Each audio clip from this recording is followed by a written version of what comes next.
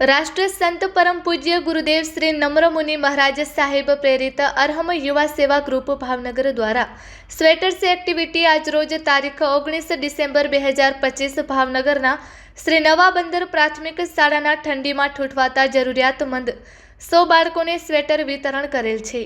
શ્રી નીતિનભાઈ તથા શ્રી ઉષાબેનની 50મી લગ્ન વર્ષાગાંઠ નિમિત્તે અરહમ ગ્રુપના સહયોગથી વિતરણ કરવામાં આવ્યું। એક પ્રેરણાત્મક નિમિત્ત જે અનેકના અશ્રુઓને આનંદમાં પલટાવે છે।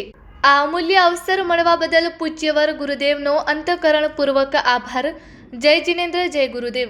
Report by Ejaz Shaikh, Bhavnagar.